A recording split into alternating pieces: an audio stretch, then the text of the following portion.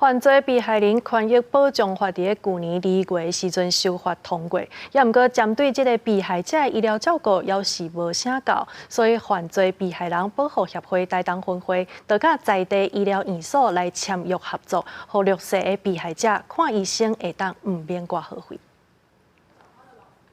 台东县内犯罪被害人无证受案的有100多人。台东地检署表示，过去犯罪被害人人身被侵害，也是被性侵害等补偿金的申请，已经为判决确定、司法改造，进入司法起诉程序，就会当启动申请。也不过，这款的保障对被害人敢是真正完善？但其实整个程序走完，他们才是完全脱离了这个司法的这个折磨。所以这一段当中的这个一路相伴，其实是非常需要的。犯罪被害人的身心医疗，目前也是爱由被害人先支付，也不过对弱势被害人甲家属来讲是一笔负担。犯罪被害人保护协会台东分会，这个月就甲台东县4间病院甲35间诊所签订司法医疗关怀联名合作备忘录，提出减免被害人的挂号费，减轻被害人的就医支出。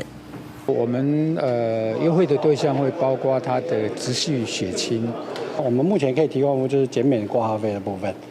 那这是台东所有诊所协会的会员呢，都愿意共襄盛举。环保台东分会表示，这摆先提供的挂号费减免措施只是一个开始。台东县司法医疗联盟未来也会搁讨论提供弱势被害人更加侪医疗减免补助，搁减轻被害人甲家属的身心负担。记者综合报道。